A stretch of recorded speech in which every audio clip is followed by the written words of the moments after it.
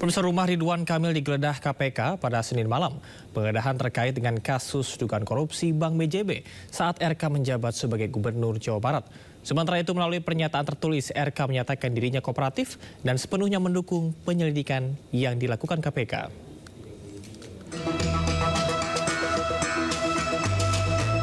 Rombongan penyidik KPK mendatangi rumah Ridwan Kamil di Jalan Ranca Bentang, Bandung, Jawa Barat pada Senin malam.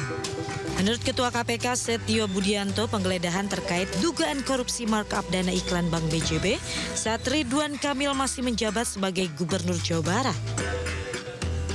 Ya, kalau dari saya menyatakan bahwa betul ada penggeledahan rumah, ada kegiatan penggeledahan di perkara BJB, tetapi untuk lengkapnya, untuk detailnya rumah siapa, dan mungkin waktunya kapan dilakukan, itu baru bisa dilakukan setelah penyidik memberikan data-datanya secara lengkap kepada saya. Dan saya pikir rekan-rekan juga tidak menginginkan informasi yang sepotong-sepotong ya. Jadi pada saat nanti informasinya sudah lengkap, kita akan deliver ke teman-teman secara utuh, sehingga nanti informasi yang bisa diterima oleh masyarakat juga utuh. Melalui pernyataan tertulis, RK menyatakan dirinya kooperatif dan sepenuhnya mendukung penyelidikan yang dilakukan oleh KPK. RK juga tidak ingin berkomentar banyak terkait dugaan korupsi yang melibatkan dirinya dan menyerahkan sepenuhnya kepada KPK. KPK telah menetapkan 5 tersangka dalam kasus dugaan korupsi di lingkungan PT Bank Pembangunan Daerah Jawa Barat dan Banten BJB. Para tersangka terdiri dari penyelenggara negara serta pihak swasta. Belum ada informasi apakah ada Ridwan Kamil di rumah tersebut. Tim Liputan iNews melaporkan. Pemirsa, kerugian negara akibat dugaan korupsi di Bank BJB yang menyeret nama Ridwan Kamil diperkirakan mencapai ratusan miliar rupiah. Dalam perkara tersebut, KPK menetapkan 5 tersangka dari pihak penyelenggara negara hingga swasta. Kerugian negara akibat korupsi di PT Bank Pembangunan Daerah Jawa Barat dan Banten atau Bank BJB mencapai ratusan miliar rupiah. Hal tersebut diungkapkan oleh Wakil Ketua KPK Fitroh Roh Cahyanto. Kasus dugaan korupsi di Bank BJB terkait dengan pengadaan iklan. Namun KPK belum memaparkan lebih jauh perihal pengadaan iklan tersebut. Dalam perkara ini, KPK melalui juru bicara KPK Tessa Mahardika menjelaskan telah menangkap 5 orang tersangka dari penyelenggara negara hingga pihak swasta. Sebelumnya, penyidik KPK menggeledah rumah Ridwan Kamil di Jalan Ranca Bentang, Bandung, Jawa Barat.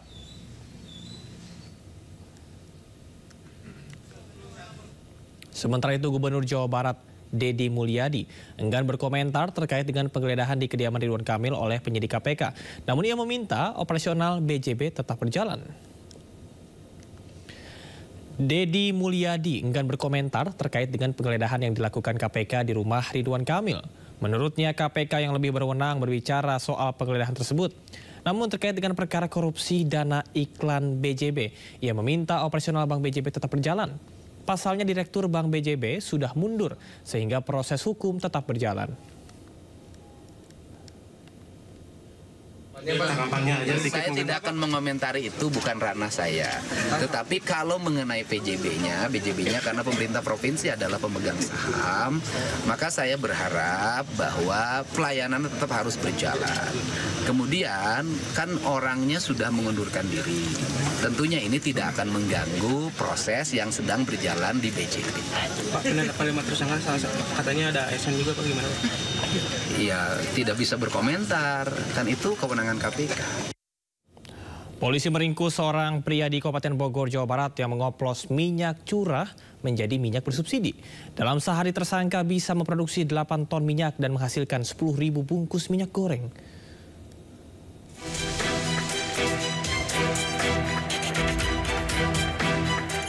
PRM diringkus Satreskrim Polres Bogor karena mengoplos minyak goreng curah menjadi minyak goreng bersubsidi Minyak Kita di Desa Cijujung, Kabupaten Bogor.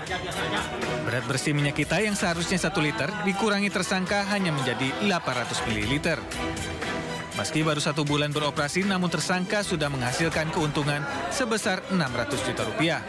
Tersangka mengaku hasil produksinya didistribusikan di wilayah Tangerang dan Bogor. Kemasannya dari 1 liter berkurang menjadi 250, cukup dikurangi kurang lebih 250 liter, maka menjadi 750 ml. Hal ini terutama di bulan suci Ramadan tentu sangat berdampak, berpengaruh terhadap masyarakat, khususnya masyarakat Kabupaten Bogor. Saya bersama TNI, bersama Pak Bupati tidak akan berhenti sampai di sini. Siapapun yang menyusahkan masyarakat Kabupaten Bogor akan kami lawan. Tersangka dijerat Undang-Undang Perdagangan dengan ancaman 5 tahun penjara atau denda 5 miliar rupiah. Saat ini polisi masih memburu pelaku lainnya yang melarikan diri. Dari Bogor, Jawa Barat, Wildan Hidayat, iNews melaporkan. Pemirsa, polisi mengungkap modus licik rumah produksi minyak kita di kawasan Cilodong, Depok, Jawa Barat. Dalam kasus ini, polisi menetapkan 1 tersangka yang diduga sengaja mengurangi takaran di mesin saat proses pengemasan. Hasil pengungkapan kasus pengurangan takaran minyak kita merupakan pengembangan dari hebohnya masyarakat terkait dengan isi kemasan yang tidak sesuai dengan yang tertera di kemasan. Dalam kasus ini, polisi mengungkap sebuah rumah produksi yang berada di kawasan Cilodong, Depok, Jawa Barat. Bareskrim Polri menetapkan 1 tersangka berinisial AWI yang berperan sebagai pemilik serta pengelola rumah produksi minyak kita. Tersangka dengan sengaja mengurangi takaran minyak kita. Selain itu, turut disita sebanyak 10.560 liter minyak goreng dari lokasi pabrik di Depok. Tersangka dijerat undang-undang dan pasal berlapis, antara lain dengan Undang-Undang Perlindungan Konsumen, Undang-Undang Pangan, Undang-Undang Perindustrian, Undang-Undang Perdagangan, serta Undang-Undang Standar Nasional. Tertera di mesinnya volume yang akan dimasukkan ke dalam botol. Sudah disetting di situ. Yang satu 802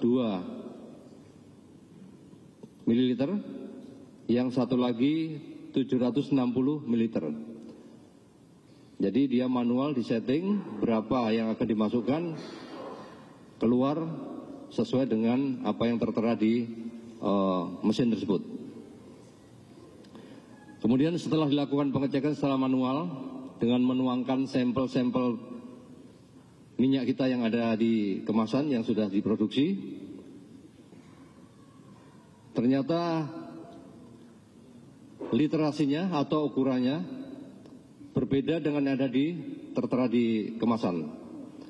Di situ tertera 800 ml isi volumenya setelah lakukan pengecekan dengan alat ukur sampai dengan 920 ml. Dan pasti ini berbeda dengan apa yang tertera di kemasan.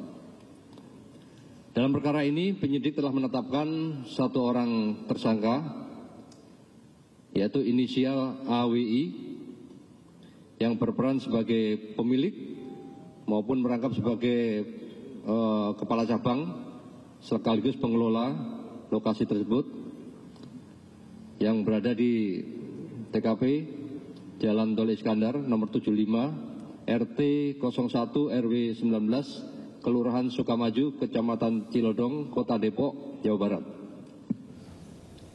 Berdasarkan hasil pemeriksaan penyidikan daripada penyidik terhadap tersangka, Pemirsa, Bareskrim Polri mengungkap kasus pengemasan ulang minyak goreng minyak kita dengan isi takaran yang tidak sesuai label kemasan di Depok, Jawa Barat. Tim penyidik mendapati praktik ilegal yang merugikan konsumen.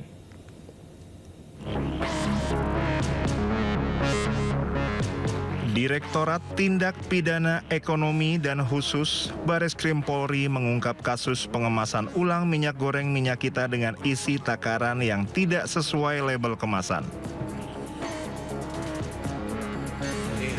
Dalam operasi yang digelar di sebuah gudang di Kota Depok, tim penyidik mendapati praktik ilegal yang merugikan konsumen. Pengungkapan ini berawal dari penyelidikan yang dilakukan tim Bareskrim Polri untuk memastikan distribusi dan ketersediaan minyak goreng minyak kita sesuai dengan ketentuan. Namun hasil temuan di lokasi menunjukkan adanya penyimpangan. Tim menemukan bahwa minyak kita yang dikemas ulang di tempat tersebut memiliki volume yang lebih sedikit dari takaran yang tercantum di label kemasan. Dalam pengemasan ulang ini, minyak yang seharusnya berisi 1000 ml, namun hanya diisi sekitar 820 ml hingga 920 ml. Dalam operasi ini, polisi menyita berbagai barang bukti termasuk 450 dus minyak goreng minyak kita dalam kemasan pouch bag yang siap didistribusikan, 180 dus minyak dalam gudang, 250 kerat minyak kemasan botol, serta puluhan mesin pengisian dan alat pendukung lainnya. Total minyak goreng yang berhasil diamankan mencapai 10.560 liter. Atas temuan ini, pelaku diduga melanggar berbagai aturan hukum, termasuk Undang-Undang Perlindungan Konsumen, Undang-Undang Pangan, dan KUHP.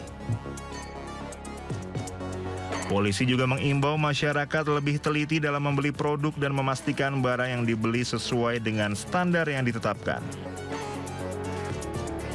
Dengan pengungkapan kasus ini diharapkan dapat memberikan efek jera bagi pelaku dan mencegah kejadian serupa di masa mendatang. Tim Liputan iNews melaporkan. Akibat maraknya minyak goreng subsidi yang isinya kurang dari 1 liter, petugas gabungan menggelar sidak di sejumlah pasar di Pasuruan dan juga Lamongan, Jawa Timur. Petugas mengimbau pedagang agar tidak lagi menjual minyak goreng subsidi yang ukurannya tidak sesuai dengan takaran.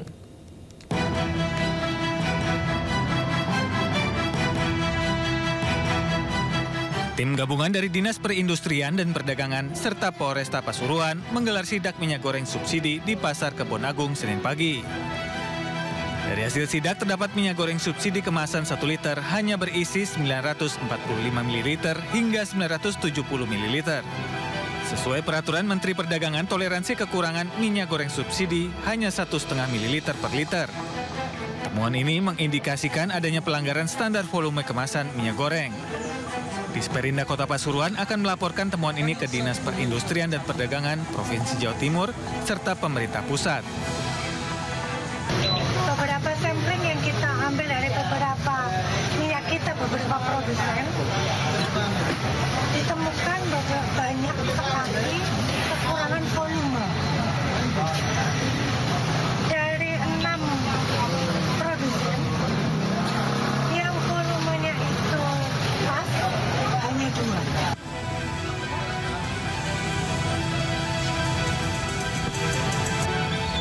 Dinas Perindustrian dan Perdagangan Kabupaten Lamongan, Jawa Timur menemukan adanya minyak goreng subsidi yang tidak sesuai dengan takaran yang tertera pada kemasan. Temuan tersebut didapati saat Disperindak bersama Satgas Pangan Kabupaten Lamongan saat sidak minyak subsidi di Pasar Tradisional Sidoarjo Senin pagi. Sidak digelar akibat maraknya isi minyak goreng subsidi yang tidak sesuai dengan keterangan di kemasan. Menindaklanjuti temuan tersebut, petugas meminta pedagang untuk tidak menjual minyak subsidi yang isinya tidak sesuai takaran. Ternyata volumenya tidak sampai dengan 1 liter. Ini tentu juga nanti akan kita berikan sanksi, dalam artian kita bikin berita acara bahwasanya produk tadi yang menandai minyak kita 1 liter tadi kita akan telusuri dengan berkolaborasi dengan teman-teman Satgas Pangan. Disperindak bersama Satgas Pangan bakal menelusuri produsen yang berbuat nakal yang mengurangi takaran minyak kita. Tim Liputan iNews melaporkan. Temuan kecurangan minyak kita membuat warga resah. Warga memprotes dan menyayangkan lemahnya pengawasan hingga terjadi kecurangan. Kita ya, karena kan memang kita harganya tahunya kan memang harga seliter, tapi ternyata nggak sesuai emang sih. Kadang juga saya kan, kita di rumah punya literan ya, kadang suka di rumah tuh, oh iya nggak sesuai gitu. Tapi kan kita mengadu kemana gitu. Harus jujur kita butuh minyak. Sebenarnya berapapun kita beli, tapi minimal bisa konsekuensi dengan apa yang dihargakan dengan apa yang kita terima gitu loh. Kalau 800 kan lumayan selisihnya dari 1 liter ya gitu loh.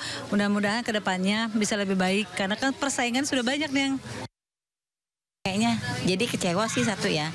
Kan harusnya udah dilewat yang sudah ditentukan itu memang harusnya udah sesuai harga juga ini sama jangan susah gitu nyarinya. Komisi 6 DPR RI hari ini menggelar rapat dengar pendapat atau RDP bersama dengan pihak Pertamina. Ketegangan sempat terjadi saat salah satu anggota Komisi 6 DPR RI meluapkan amarahnya terkait dengan kisruh bensin Pertamax oplosan. Assalamualaikum warahmatullahi wabarakatuh. Diawali oleh paparan dari Direktur Utama Pertamina, Simon Aloysius Mantiri. Usai mendengarkan paparan, salah satu anggota Komisi 6 DPR RI, Mufti Anam, marah lantaran pihak Pertamina tidak membahas sedikit pun kasus Pertamax oplosan. Menurut Mufti, kisruh Pertamax oplosan telah membuat rakyat Indonesia marah karena ditipu selama bertahun-tahun. Innalillahi wa inna ilaihi rajiun, Pak. Di tengah bulan suci Ramadan, hari ini seluruh rakyat marah, Pak. Marah besar. Bahkan kami punya saudara, Pak, setiap hari, setiap ketemu kami selalu mengungkapkan kemarahannya. Mereka kecewa begitu mendalam terhadap Pertamina karena mereka merasa tertipu bertahun-tahun selama ini, Pak. Seperti yang telah kami sampaikan di awal bulan Desember yang lalu tentang kualitas BBM Pertamina yang dipertanyakan oleh banyak masyarakat kami, hari ini kekhawatiran kami di tahun lalu, Pak, bom waktu itu benar-benar meledak, Pak.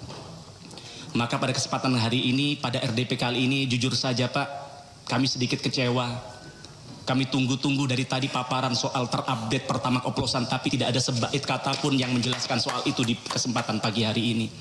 Padahal kami menunggu-nunggu rapat ini dari berminggu-minggu yang lalu, sampai kami coba ingatkan di grup Komisi 6 dan sebagainya, dan alhamdulillah hari ini terlaksana, tapi juga tidak bisa mengurangi kegundahan kami dan masyarakat kami, Pak.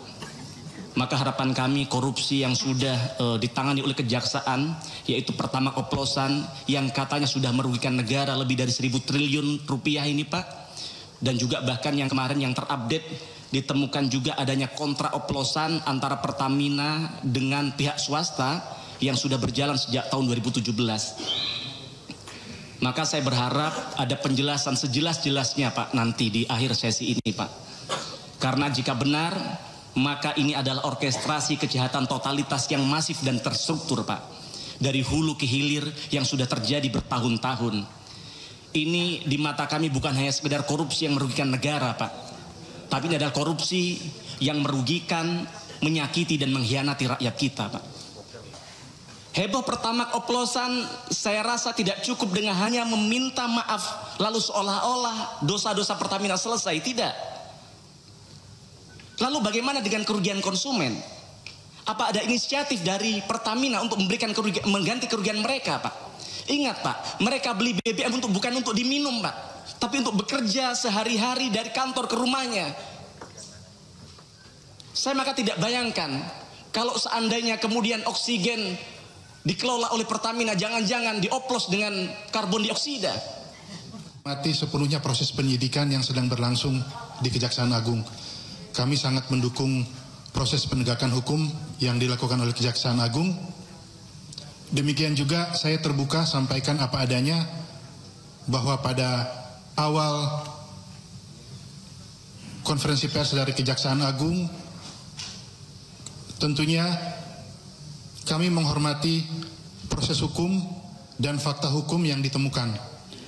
Jadi kami tidak ingin pada kesempatan itu, termasuk saya sendiri, tidak ingin muncul dulu, supaya tidak terlalu memperkeruh suasana. Nanti ketika saya muncul, saya menghindari kesan seolah-olah defensif, seolah-olah bahwa ada temuan seperti ini.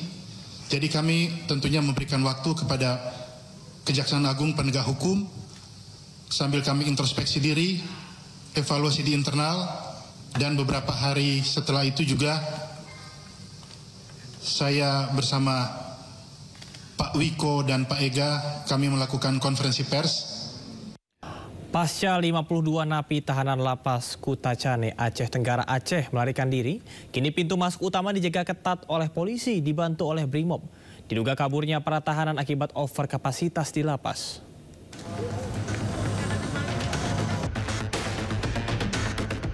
Pasca 52 tahanan lapas Kutacane Aceh Tenggara Aceh melarikan diri, kini pintu masuk utama dijaga ketat oleh polisi, dibantu Brimob dari Kabupaten Gayo Lues. Kepala Lapas Kutacane, Andi Hashim mengatakan kondisi warga binaan yang ada di dalam lapas ini kini sudah kondusif. Sementara masih ada 32 tahanan dari 52 orang yang melarikan diri belum ditemukan dan masih dalam pencarian pihak kepolisian. Dari semua napi terkonfirmasi ada 52 orang yang lari.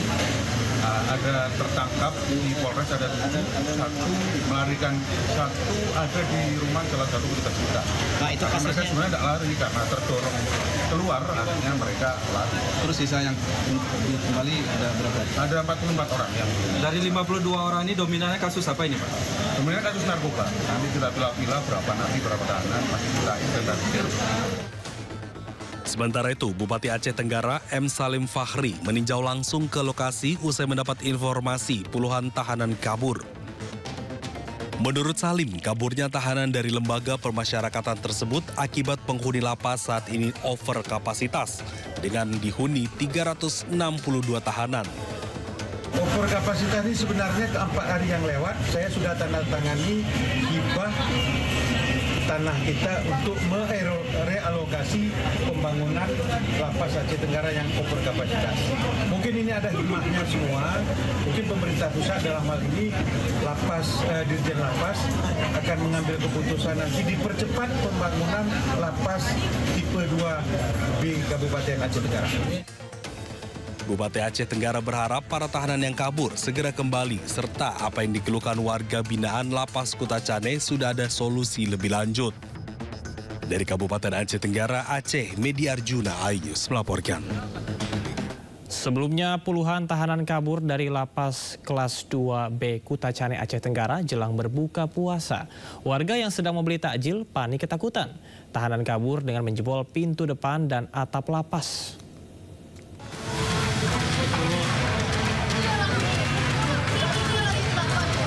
Warga Kutacane Aceh Tenggara yang tengah membeli takjil dikejutkan dengan puluhan tahanan yang berhamburan kabur dari Lapas Kelas 2B Kutacane. Sejumlah tahanan bahkan kabur melalui atap lapas. Polisi dikerahkan untuk melakukan pencarian dan berjaga di berbagai lokasi. Kaburnya tahanan diduga akibat lapas kelebihan kapasitas karena diisi 362 napi. 3 lapis pintu dalam kondisi terkunci dijebol napi. Ada unsur kelalaian dari pihak petugas dulu? Oh, tidak ada, kita sudah terkunci semua karena mereka jebol di dalam. Pintu 2 pun sudah terjebol oleh mereka karena pintu terakhir kita sudah terkunci, makanya mereka lewat atap. Pelkap Aceh Tenggara akan segera merelokasi lapas ke lahan seluas 4 hektar. Dari Kabupaten Aceh Tenggara Aceh, Medi Arjuna, iNews melaporkan. Salah tangkap seorang pencari bekicot viral karena dianiaya polisi dan dikira pencuri. Korban trauma atas peristiwa ini dan oknum polisi saat ini tengah diperiksa lebih lanjut.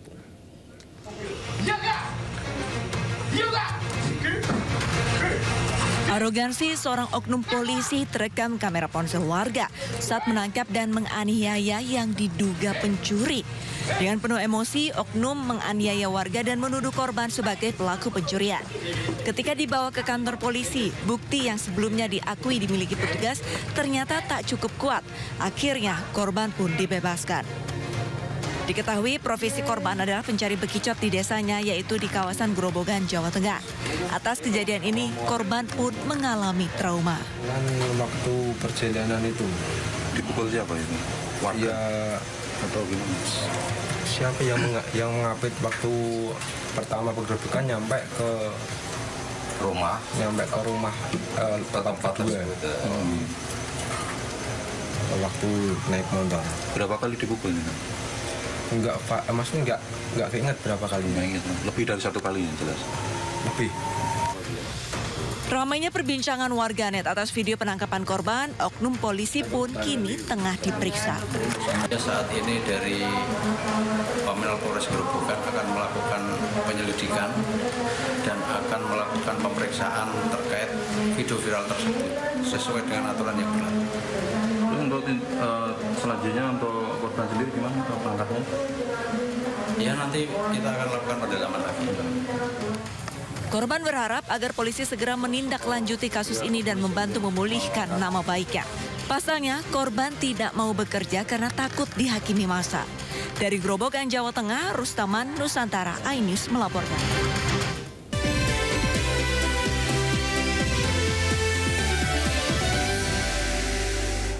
Pemirsa, terima kasih Anda masih di Sindo Prime. Kementerian Dalam Negeri menyebut anggaran pelaksanaan pilkada ulang berkurang. Hal ini menyusul adanya efisiensi anggaran di berbagai pos kementerian dan juga lembaga. Dalam rapat bersama Komisi 2 DPR RI Senin kemarin, Mendagri Tito Karnavian menyebut alokasi anggaran pemungutan suara ulang hasil sengketa Pilkada 2024 mencapai 719 miliar rupiah. Jumlah ini turun dari perkiraan sebelumnya yang mencapai 1 triliun rupiah. Tito menyebut jumlah itu dialokasikan kepada 4 institusi penyelenggara maupun lembaga yang terlibat pelaksanaan PSU, mulai dari KPU, Bawaslu, Polri, dan juga TNI. Tito meminta kepada KPU dan juga Bawaslu untuk melakukan efisiensi dalam alokasi anggaran pilkada ulang. Ada 24 daerah yang menggelar PSU yang terbagi dalam 4 klaster, mulai dari 22 Maret hingga 24 Mei 2025. Dari KPUD, ini kebutuhan anggarannya adalah 429 miliar, kemudian atau 59% lebih.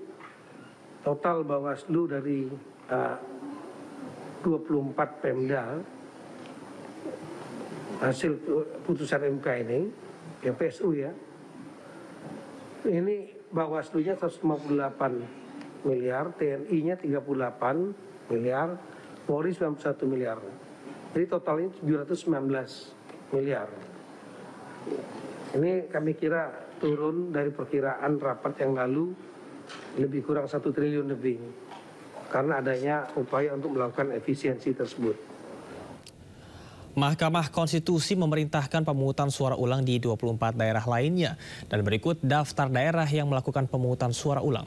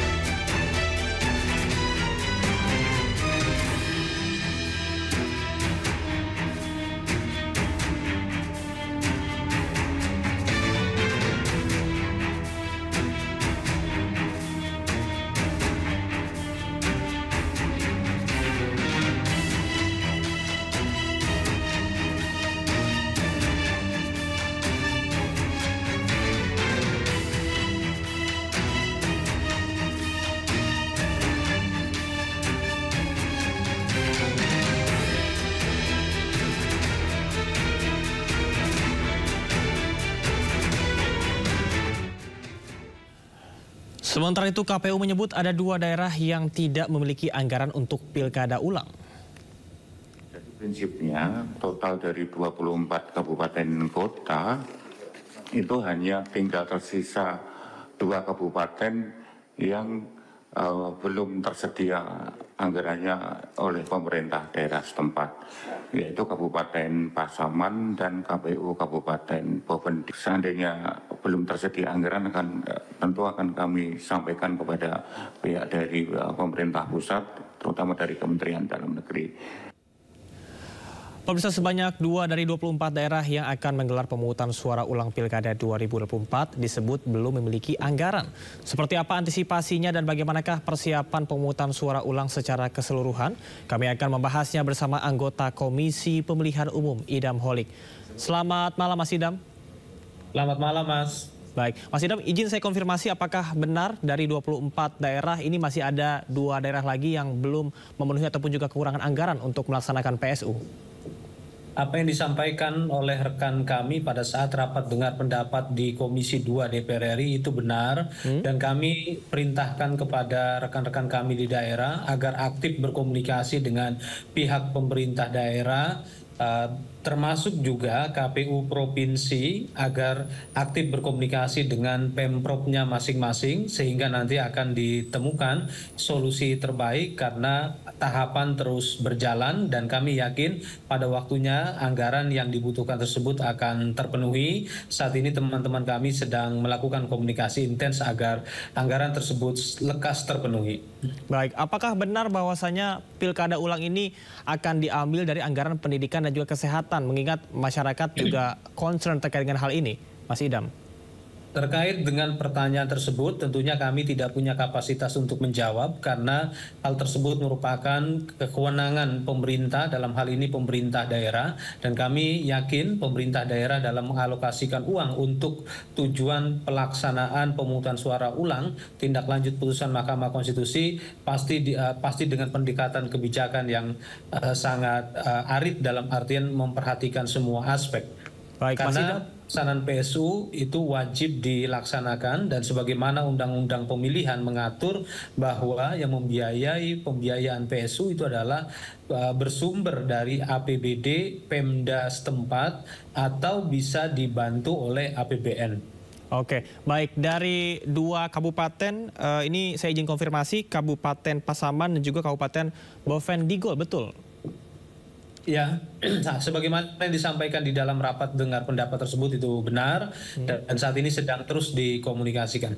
Baik, untuk sistematisasi nantinya pelaksanaan dari pemungutan suara ulang untuk Pilkada 2024 serentak, apa yang sudah dan juga sedang dilakukan oleh KPU saat ini, Mas Idam? Secara umum, pelaksanaan PSU itu diklasterkan atau diklasifikasi menjadi 2 jenis. Pertama, pemungutan suara ulang dengan tahapan pencalonan. Yang kedua, pemungutan suara ulang tanpa pencalonan. Berkaitan dengan pemungutan suara ulang dengan pencalonan, kemarin tanggal 10 Maret 2025 itu adalah batas hari terakhir partai politik pengusul pasangan calon ataupun calon yang terdiskualifikasi harus sudah mendaftarkan atau mengganti pasangan calonnya.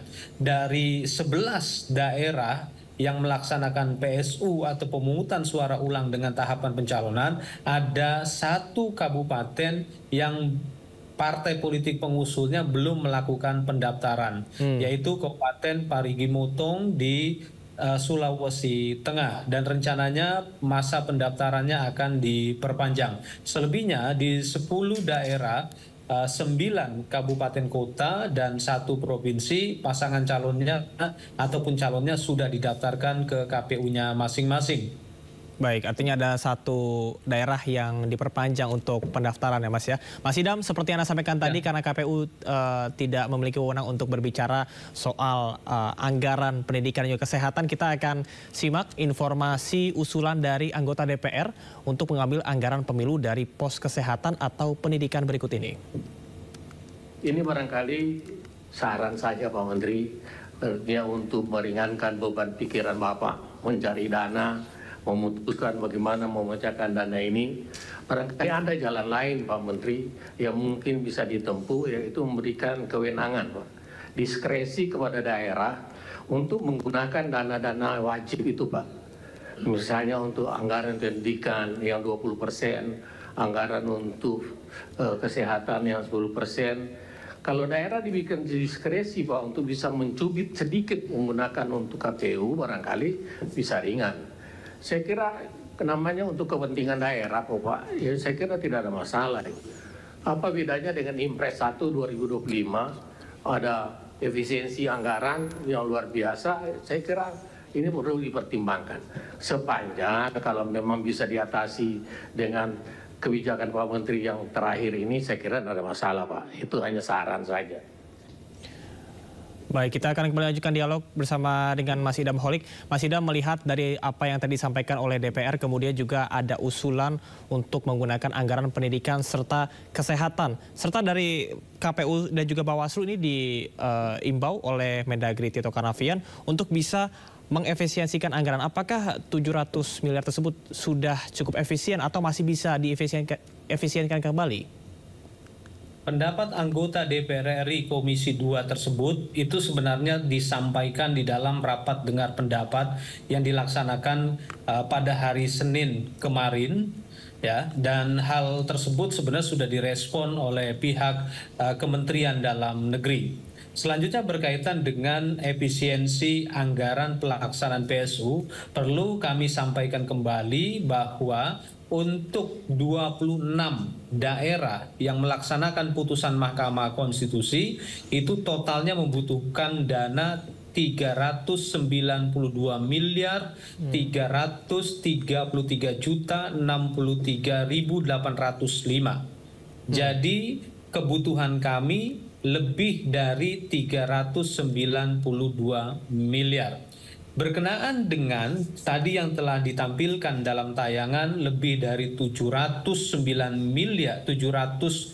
miliar itu sebenarnya termasuk anggaran pilkada ulang di dua daerah, yaitu Kota Pangkal Pinang dan Kabupaten Bangka yang melaksanakan pilkada ulang di Provinsi Bangka Belitung. Jadi dengan demikian anggaran lebih dari 700 miliar tersebut tidak sepenuhnya untuk PSU. Di sana termasuk penyelenggaraan pilkada ulang. Karena kemarin berdasarkan hasil perolehan suara, pasangan calon tunggal tidak memperoleh suara lebih dari 50%.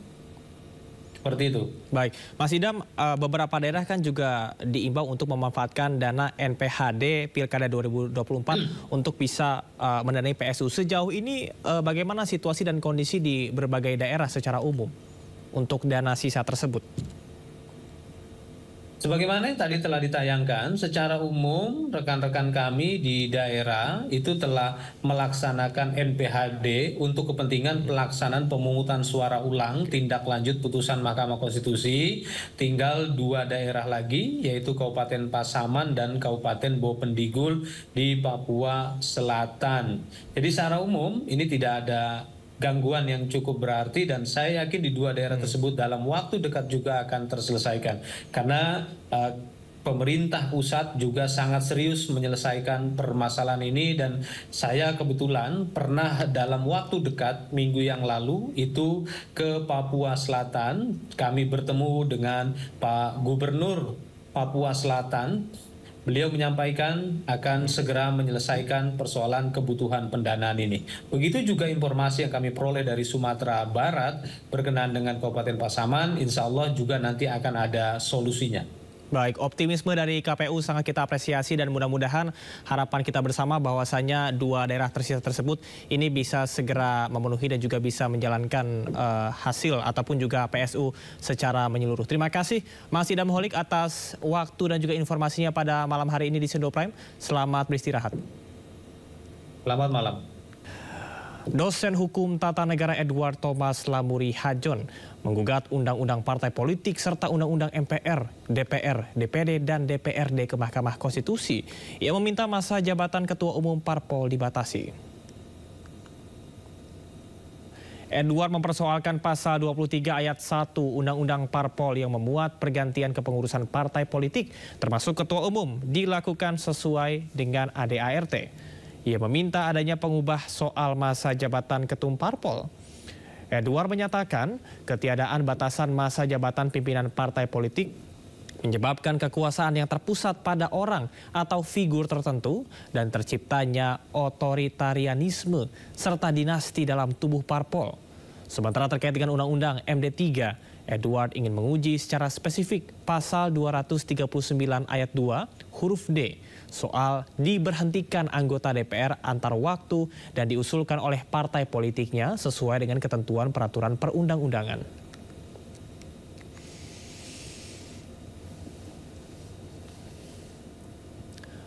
Pemerintah berencana untuk mendorong perusahaan tempat calon pegawai negeri sipil yang sudah terlanjur mengundurkan diri agar diterima kembali.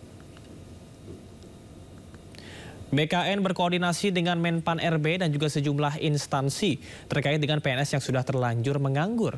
Padahal pengangkatan CPNS diundur menjadi tanggal 1 Oktober 2025. BKN akan berupaya menghubungi kantor-kantor calon pegawai negeri sebelumnya supaya mereka bisa kembali bekerja hingga waktu pengangkatan mereka. Empati dari pemerintah. Banyak yang memberikan informasi pada saya bahwa ada yang keluar dari pekerjaannya, resign, karena berharap 1 April sudah bekerja, ternyata ada penyesuaian waktu ditunda sampai dengan Oktober dan Maret. Mereka sudah terlanjur keluar dari pekerjaan. Sekarang menganggur. Kemudian ada juga yang menyampaikan ke saya sudah beli tiket untuk berangkat menuju tempat pekerjanya di tanggal 1 April atau tanggal 30 Maret. Atau saat nanti setelah Lebaran sudah mulai masuk kantor. Nah, sudah beli tiket. Nah, ini saya perlu masukan apakah saat nanti mengundang para calon ASN-nya, instansi ini kemudian mendata, kemudian menghubungi tempat pekerjanya yang lama, agar bisa mempekerjakan kembali, atau biar kami dari BKN atau Menpan yang menghubungi, misalnya mengkomunikasikan dengan Kementerian BUMN bila yang bersangkutan bekerja di BUMN, atau dengan Menaker kalau yang bersangkutan bekerja di swasta, atau kepada para gubernur, bupati, wali kota bila yang bersangkutan bekerja di BUMD. Yang kami sampaikan tadi tentunya itu adalah... Sebelumnya pemerintah memutuskan menunda pengangkatan CPNS 2024. Pengangkatan CPNS yang semula dijadwalkan pada Maret 2025 diundur menjadi 1 Oktober 2025.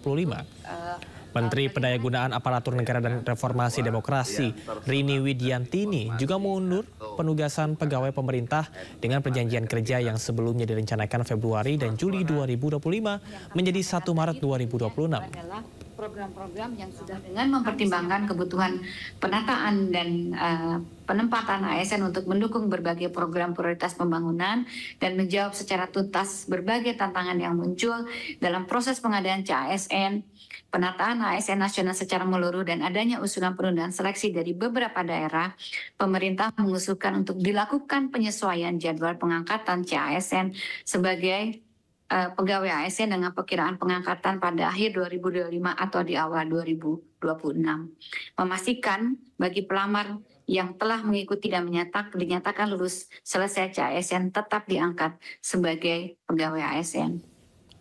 Pengangkatan calon aparatur sipil negara dan P3K ditunda hingga Oktober 2025.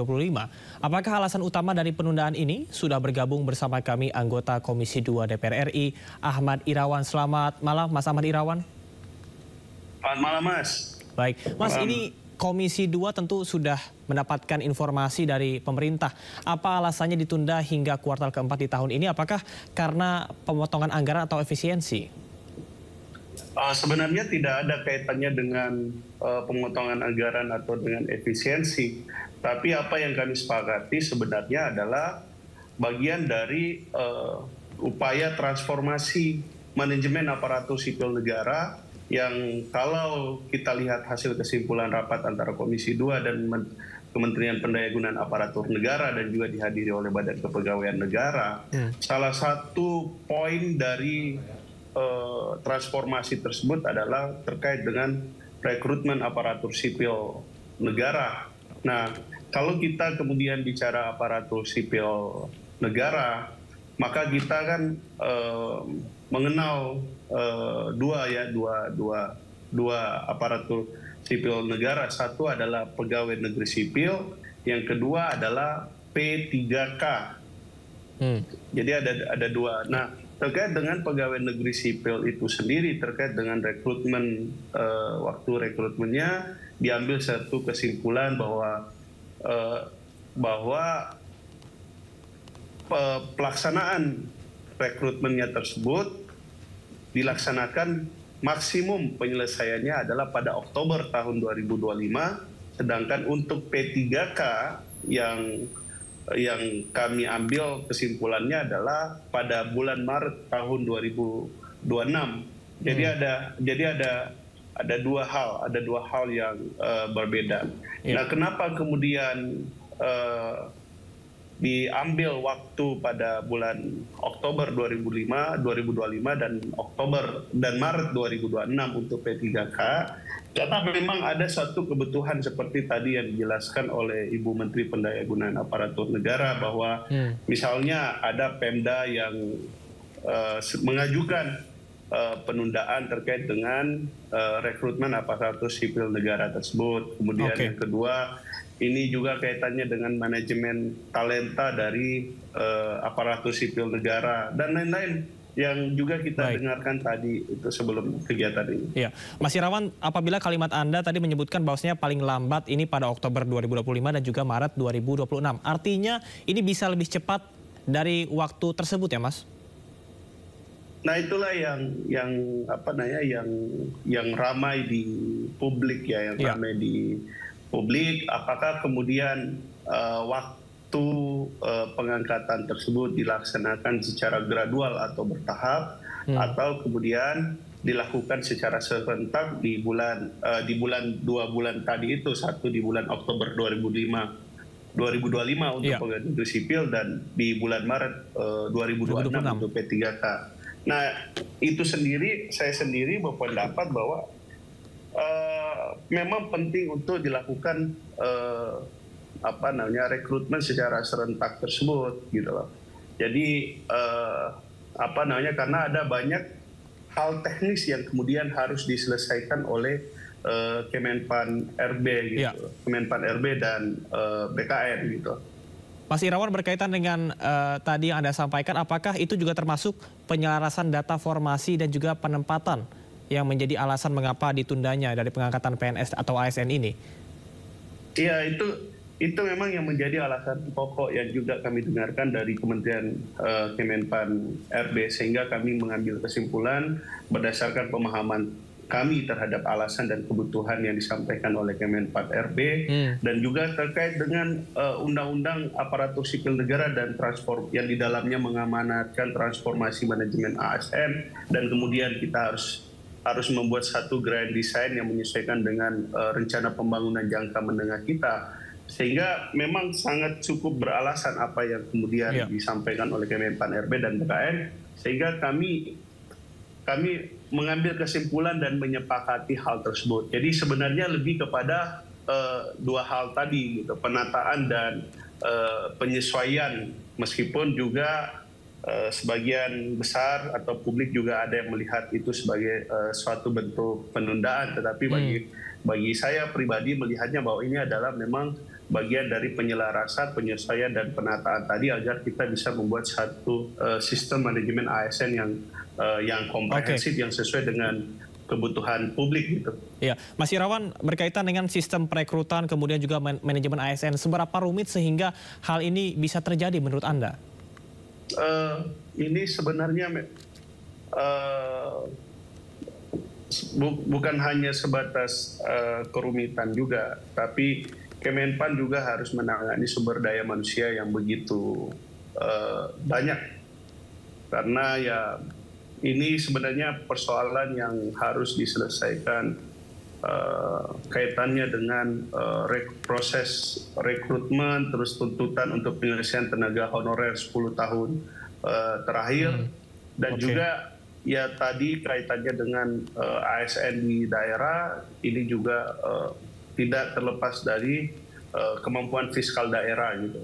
Nah, itu ya semua kait-mengkait terkait dengan persoalan ini, sehingga meskipun dengan berbagai permasalahan dan tantangan yang dihadapi oleh Kemenpan RB dan BKN dalam melakukan manajemen ASN ini, kami tetap menekankan bahwa semua ini telah harus selesai di bulan Oktober 2025 dan pada bulan Maret 2026.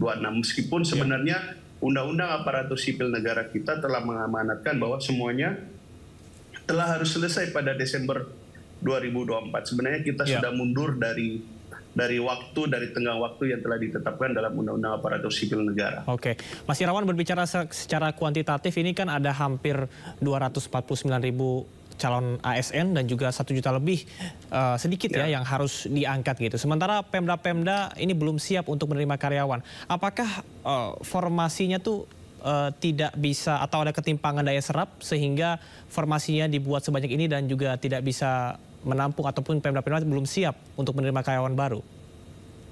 Sebenarnya sekali lagi bukan karyawan tapi aparatur sipil negara. Oke. Dalam mana aparatur sipil negara tersebut ada 2, satu adalah pegawai negeri sipil, satu adalah P3TK atau yang disebut dengan pegawai pemerintah dengan perjanjian kerja. Memang jumlahnya cukup banyak tadi seperti yang disampaikan oleh Masnya. Nah, itu memang yang menjadi tantangan pemerintah. Di satu sisi kalau kita merujuk pada data pada rasio belanja pegawai kita itu di atas sudah di atas 40% rata-rata nasional, bahkan ada yang hampir 50%. Nah, itu yang yang hampir 60% belanja pegawainya. Jadi 34 sampai 60%. Padahal undang-undang HKPD kita, hubungan keuangan pusat dan daerah, seharusnya untuk belanja pegawai adalah maksimal 30%. Nah, itulah yang kemudian yang kami minta juga, termasuk saya juga meminta di dalam rapat komisi tersebut agar terkait dengan rekrutmen ASN tersebut itu mempertimbangkan kemampuan fiskal daerah atau kemampuan yang di APBD masing-masing daerah. Tetapi kaitannya dengan rekrutmen yang dilakukan pada tahun terakhir ini dan kemudian proses penyelesaian pegawai negeri sipil, rekrutmen pegawai negeri sipil dan P3K ini, untuk tahun ini sebenarnya tidak ada persoalan kaitannya dengan kemampuan keuangan negara atau pemerintahan daerah. Hanya memang kemudian ada tuntutan, ada kewajiban transformasi yang sebagaimana diamanatkan oleh undang-undang agar kemudian pemerintahan kita berjalan dengan baik dan kualitas pelayanan publik yang kemudian kita harapkan dapat kita implementasikan. Baik, Mas Irawan, terakhir berkaitan dengan ASN yang sudah resign, apakah mungkin direkrut kembali serta bagaimana sistemnya? Siapa yang rekrut kembali?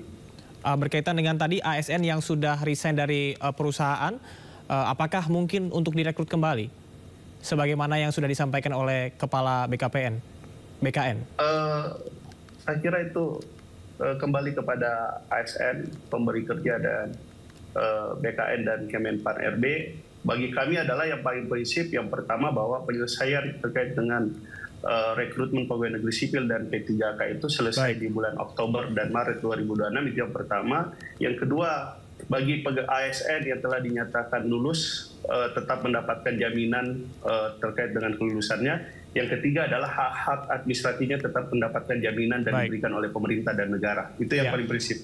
Mas Ahmad Irawan, terima kasih atas informasinya pada malam hari ini. Anggota Komisi 2 DPR RI, salam sehat, selamat beristirahat. Terima kasih Mas, salam sehat.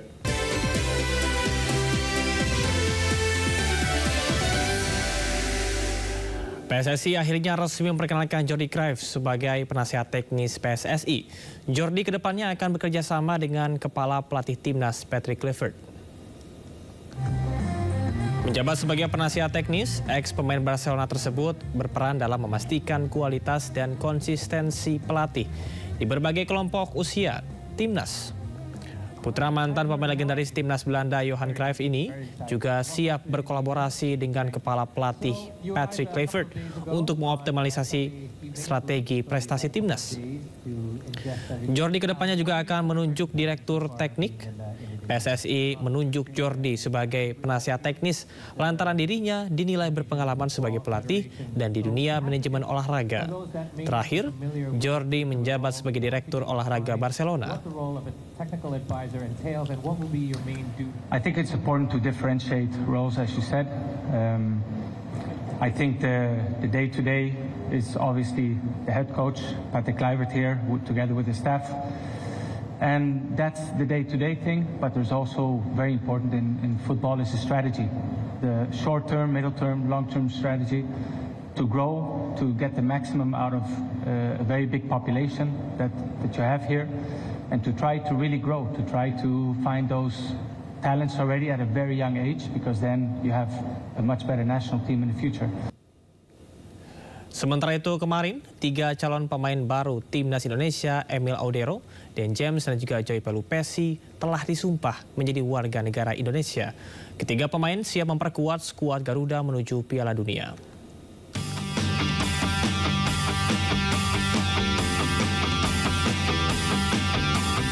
Tiga calon pemain Timnas Indonesia, Emil Audero, Dan James, dan Joy Pelupesi, Senin waktu Roma, Italia resmi menjadi warga negara Indonesia. Ketiganya membacakan sumpah WNI di Kedubes RI siap memperkuat skuad Garuda. Sebelumnya calon pemain timnas ini telah menyampaikan kesiapannya menjadi WNI dan membela timnas Indonesia di depan anggota Komisi 10 bersama PSSI di DPR awal Maret lalu. Yes, of course, for me it's an honor to be playing for the national team, and of course on short term to reach the World Cup. Absolutely the same. It's a big honor to be part of the country, to be part of the national team, hopefully. And first of all, I want to say thank you for having us here. Usai disumpah menjadi WNI, Dan, Emil, dan Joe akan didaftarkan PSSI ke FIFA sebelum 13 Maret agar bisa masuk membela skuad Garuda. Dari rilis sementara skuad Merah Putih, pelatih Timnas Indonesia Patrick Kluivert telah memasukkan beberapa pemain baru, termasuk pemain yang minim menit bermain. Kluivert diprediksi akan memasukkan 3 pemain naturalisasi baru ini dalam tim yang akan dibawanya menghadapi Australia pada 20 Maret dan melawan Bahrain di GBK pada 25 Maret mendatang. Kehadiran Jordi Cruyff dinilai diharapkan dapat membangun sepak bola Indonesia mulai dari hulu ke hilir. Namun seperti apa kerjaannya? Sudah bergabung bersama dengan kami, Koordinator Save Our Soccer, Akmal Marhali. Selamat malam Bu Akmal, salam olahraga. Selamat malam, Damar. Salam olahraga, salam sepak bola. Salam sepak bola. Bung Jordi, ini melihat latar belakang ex-direktur olahraga Barcelona. Apakah bedanya dengan penasihat teknis secara fungsi? Ya, kalau kita lihat fungsi Jordi Cruyff di sini adalah bagaimana dia nantinya ke depan membangun atau bahkan membuat kitab putih pembinaan sepak bola Indonesia yang kemudian menjadi panduan bagi pelaku sepak bola Indonesia di level grassroots untuk kemudian menjalankan program-program yang sesuai dengan apa yang diharapkan dalam dalam istilah saya kitab suci sepak bola ya. Walaupun saat ini kita punya namanya Valencia di kelompok grassroots, tapi masih perlu penyempurnaan dan saya pikir hadirnya Jordi Cruyff dengan nama besar yang dimiliki, bahkan saya menyebut dia ini punya DNA total football ya, karena bagaimanapun bapaknya Johan Cruyff adalah sosok yang fenomenal yang juga punya andil besar dalam membangun sepak bola dunia dengan konsep total footballnya. Diharapkan ini juga bisa diserap oleh elemen sepak bola Indonesia di level grassroots nantinya. Kalau Patrick Kluivert nantinya lebih fokus pada membangun tim nasional Indonesia di level senior, maka Jordi Cruyff dengan nanti ada timnya sendiri, ada direktur teknik juga yang akan diangkat, pastinya akan memberikan perhatian lebih kepada pembinaan. Karena bagaimanapun tim nasional yang kuat itu akan lahir dari pembinaan yang hebat dan kompetisi yang sehat. Nah inilah yang akan dibangun oleh PSSI di bawah kepemimpinan Pak Erick Thohir, bahwa setelah membangun tim nasional Indonesia saat ini dengan menghadirkan pemain-pemain diaspora, diharapkan juga ke depan fondasinya semakin kuat dengan memberikan perhatian kepada pembinaan di usia mudanya. Baik, Bu Akmal, ini cukup menarik yang disampaikan oleh Jordi Cruyff bahwasannya dirinya akan menganalisa seluruh level sepak bola di Indonesia termasuk berkaitan dengan mentalitas dan juga budaya. Apakah hal yang harus difokuskan pertama kali saat dirinya menjabat? Ya, yang pertama pastinya Jordi Cruyff harus mempelajari budaya di Indonesia. Kalau di Indonesia kan agak beda dengan Belanda. Belanda mungkin satu filosofi semuanya karena memang berasal dari kelompok yang sama. Sementara Indonesia kan terdiri dari berbagai pulau, suku bangsa, kemudian berbagai ras. berbagai karakter dari Sabang sampai Merauke, dari Niaga sampai Pulau Rote yang punya karakter yang berbeda-beda dan pastinya harus punya acuan yang atau konsep yang jelas sehingga kemudian kita bisa menemukan bakat-bakat sepak bola di seluruh penjuru tanah air. Kalau banyak pelatih-pelatih internasional datang ke Indonesia, mereka memuji kualitas atau kemampuan para pemain muda kita. Punya skill yang bagus, punya kemampuan bakat alam yang bagus juga. Bahkan kalau kemudian kita menelaah ke belakang, misalnya kalau kita ingin mendapatkan gelandang-gelandang yang bagus, maka datanglah ke Makassar, maka akan hadir gelandang-gelandang sepak pemain yang bagus. Kalau mau mempunyai yang bagus, hadir ke Pulau Sumatera, di sana ada bakat-bakat alam yang digembleng dengan cara yang keras, dengan prak-praknya Sumatera. Kemudian artinya pendekatannya harus langsung ke lapangan begitu, Bung?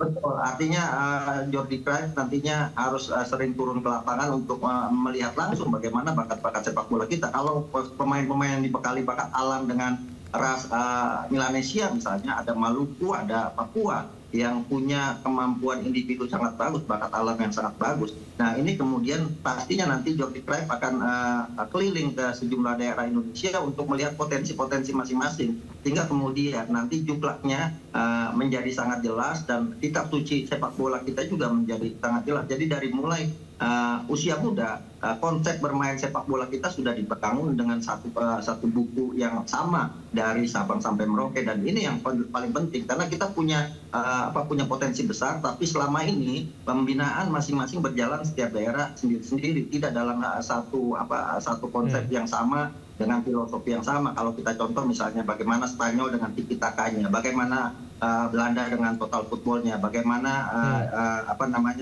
Inggris dengan kick and rush-nya, bagaimana Jerman dengan staying power-nya, bagaimana Indonesia. Nah ini yang harus ditemukan konsep yang pas untuk pembinaan sepak bola Indonesia, yang pastinya Jordi Cruyff akan bekerja keras karena kita terdiri dari berbagai pulau dan suku bangsa yang punya karakter berbeda. Baik, Bu Akmal, berkaitan dengan 3 pemain sepak bola yang sudah disumpah dan resmi menjadi WNI, apakah pemain-pemain diaspora ini akan membantu Indonesia untuk frasa pembangunan sepak bola Indonesia untuk formasi yang baru ini? Program akselerasi ini sangat membantu ya dalam hal akselerasi prestasi, di mana pemain-pemain diaspora yang datangkan punya kualitas yang bagus. Bahkan kalau kita lihat misalnya materi pemain kita saat ini dengan total sudah 19 diaspora, termasuk diantaranya adalah Dedgem, Jay Polpesi dan juga Emil Audero yang buat saja disumpah.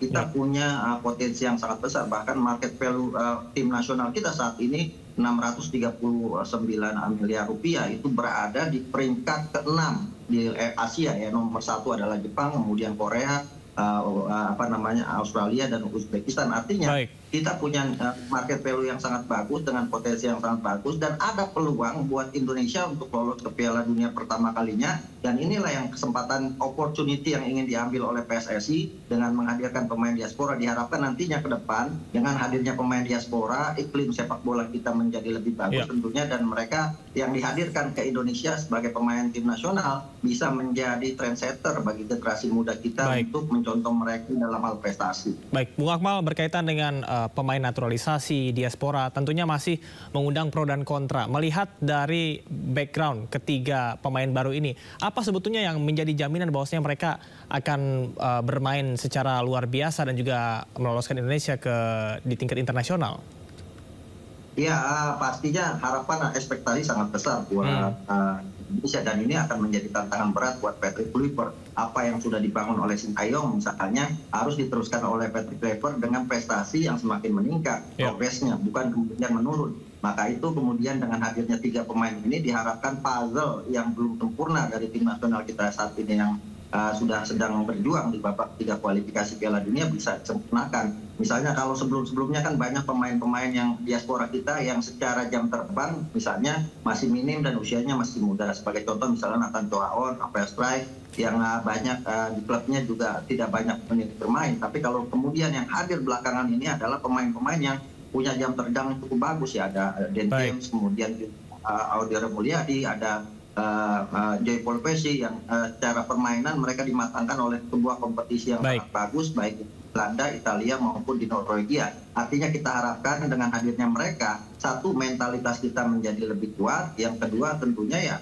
harapannya kita bisa memberikan prestasi terbaik. Dalam hal ini ada kesempatan kita lolos Piala Dunia dan ini harus dimaksimalkan. Baik, Bu Akmal, artinya Anda cukup optimis ya dengan formasi saat ini. Kita akan tahan dulu dialog dan kita akan melihat informasi berikut ini, pemirsa, mengenai Ketua Umum PSSI Erick Thohir membeberkan visi Timnas Indonesia hingga tahun 2045 saat rapat kerja dengan Komisi 10 DPR RI. Menurut Erick, ada 3 fase untuk mencapai visi Timnas Indonesia 2045. Fase pertama yaitu tahap pengembangan yang direncanakan dalam kurun waktu 5 tahun dari 2023 sampai dengan 2028. Lalu di fase kedua pada 2028 sampai dengan 2034 yakni fase stabilitas. Terakhir fase ketiga yaitu 2034-2045 yang menjadi fase golden era.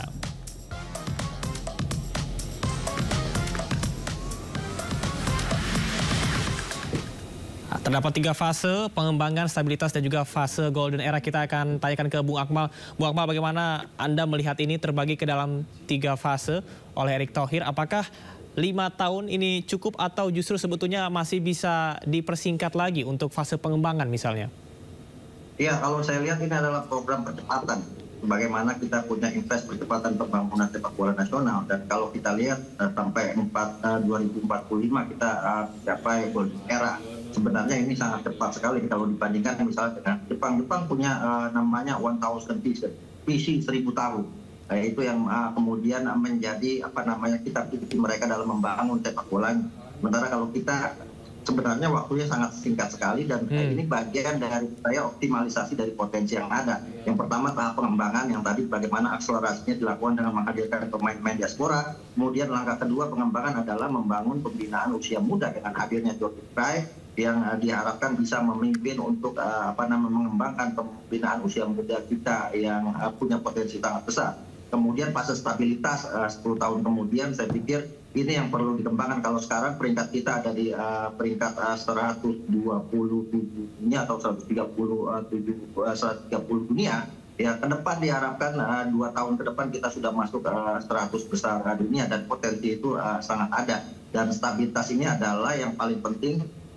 Ukurannya untuk stabilitas, fase stabilitas adalah prestasi. Bagaimana kita bisa menjuarai di level ASEAN, bagaimana kemudian kita bisa masuk saja 8 besar Asia, sampai kemudian nanti kita bisa bersaing di level dunia. Yang terakhir ya fase golden era 2034 tadi disebutkan di sana. Di sanalah kita sudah mencapai performa terbaik untuk bisa jadi langganan main di Piala Dunia. Baik, Bung Akmal, ini closing statement singkat saja dari Anda. Sebetulnya apa investasi berharga yang paling penting jangka panjang untuk sepak bola Indonesia di masa yang akan datang? Ya, investasi yang paling penting adalah pembinaan. Dan ini yang sedang akan dilakukan oleh PSSI dengan menghadirkan Jordi Cruyff. Bagaimanapun seperti saya katakan tadi, tim nasional yang kuat tidak akan bisa lahir tanpa pembinaan yang hebat, tanpa fondasi yang kuat. Fondasinya apa ya? Pembinaan di usia muda. Dan kita punya potensi itu sangat besar sekali dengan rakyat sekitar 275 juta orang. Saya pikir kita punya potensi yang sangat besar dan itu bukan kita yang merasa bangga atau mengakui, tapi ini semua diakui oleh pelatih-pelatih kelas dunia yang pernah datang ke Indonesia. Tinggal bagaimana potensi atau SDM yang kita miliki ini bisa kita kembangkan secara maksimal. Jadi harus TSM, struktur, sistemik dan masif, dan kita yakin sepak bola kita akan maju. Baik, pembinaan usia muda. Terima kasih Bu Akmal atas informasinya. Kita harapkan bahwasanya sepak bola Indonesia semakin maju dengan berbagai dinamikanya. Salam sehat, salam olahraga, salam sepak bola. Salam sepak bola. Pemirsa, pemerintah mengimbau swasta mulai mencairkan tunjangan hari raya Senin 17 Maret 2025. Tetaplah bersama kami di Sindo Prime.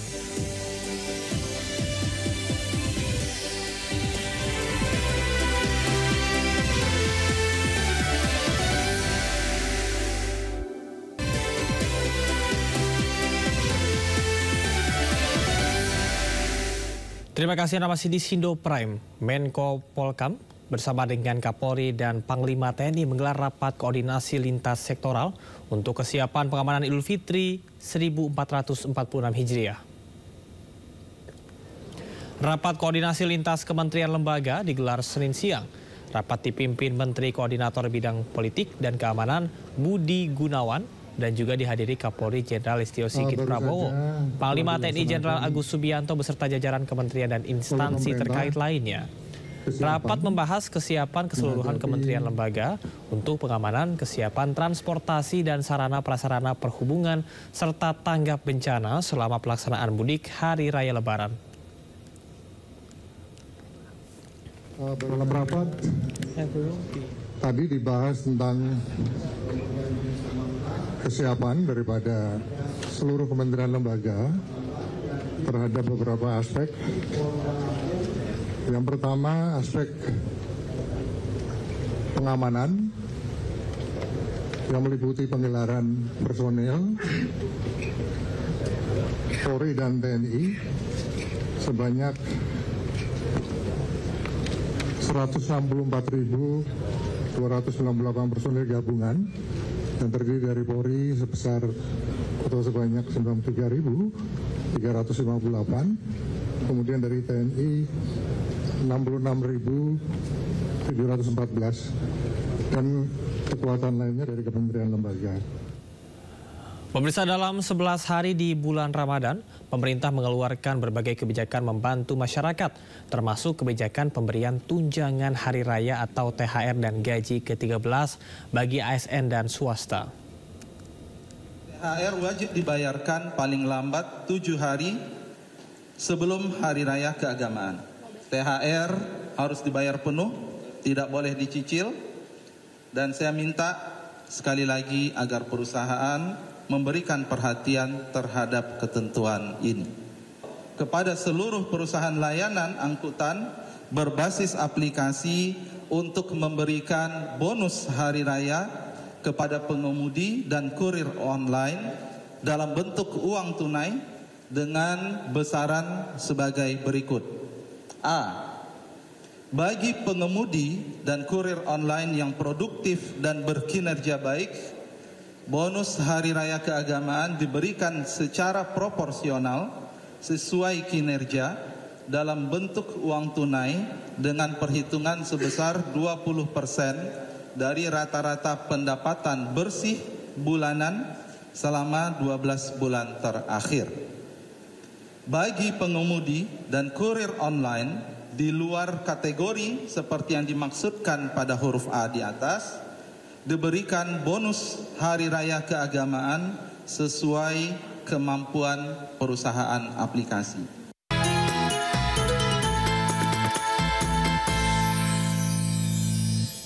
Ramadan menjadi keberkahan bagi pengrajin beduk di Kampung Pinang, Tangerang, Banten. Hal tersebut karena banyaknya pesanan pembuatan beduk dan penjualan kulit juga perbaikan beduk.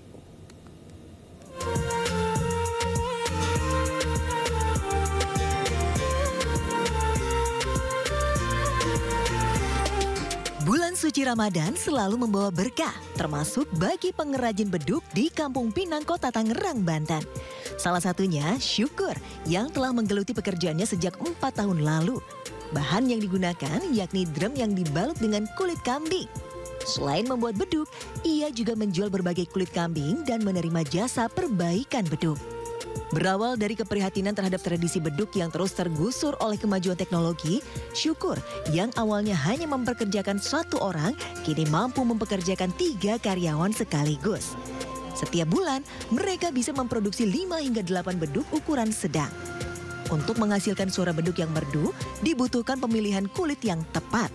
Polesan karya seni yang indah dengan sentuhan corak lukisan dari polesan cat minyak menjadi ciri khas beduk buatannya. Untuk harga, dibanderol mulai dari Rp400.000 hingga Rp1,6 juta. Kalau pesanan di tahun ini di bulan Ramadan, alhamdulillah pesanan sudah mulai ada. Tahun kemarin alhamdulillah lumayan. Sampai berapa, Bang? Kemarin kalau nggak salah habis pemesanan semua total 45. Nah, tahun ini alhamdulillah bertambah. Di Ramadan ini Syukur sudah menerima order sejak sebulan sebelum Ramadan. Rata-rata pemesan dari wilayah Jakarta, Depok hingga Bekasi. Dari Tangerang, Banten, Hasnugara iNews melaporkan. Ingin memperbaiki diri dari kesalahan di masa lalu, ratusan warga bertato menyerbu posko hapus tato gratis di kantor Balai Kota DKI Jakarta. Selain lebih khusyuk beribadah, penghapusan tato agar mereka bisa mencari pekerjaan yang layak.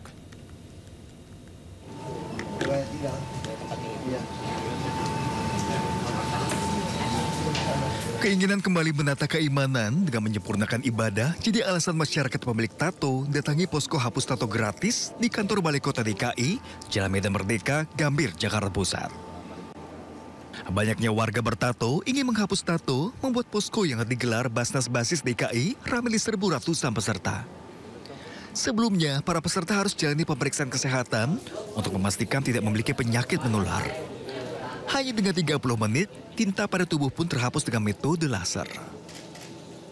Dilaksanakannya penghapusan tato ini, mereka bisa berhijrah. Berhijrah artinya kembali kepada aslinya kalau memungkinkan, tetapi kalau tidak memungkinkan minimal mereka sudah hilang tato-tatonya itu. Karena apa? Tatonya ini tidak bisa sekali hapus tato, tidak bisa hilang, tetapi berulang. Ada yang bisa sekali tapi jarang, minimal 2-3 kali baru hilang tato yang dibuatnya itu. Sejumlah peserta mengaku sengaja menghapus tato di tubuh lantaran ingin hijrah menjadi manusia yang lebih baik di bulan suci Ramadan. Alhamdulillah adanya kegiatan ini membantu dah. Iya. Tapi sebelum Bapak Buriantri tindakan enggak. Emang di sini aja ya? Iya, sekali jepret 10 juta. Sekali jepret 10 Iya. Di sini gratis ya? Iya. Selama bulan suci Ramadan, Basnas DKI menargetkan sebanyak 700 peserta hapus tato gratis yang digelar di 5 wilayah Jakarta selama 2 hari. Dari Jakarta, Radi Sanjaya, iNews melaporkan. Pemirsa, usai sudah Sindo Prime hari ini, dan jangan lupa Anda bisa mendapatkan informasi terkini dan terbaru melalui portal yang menghadirkan berita daerah, berita nasional dan berita internasional di sindonews.com. Saya Camar Haenda, selamat malam. Sampai jumpa.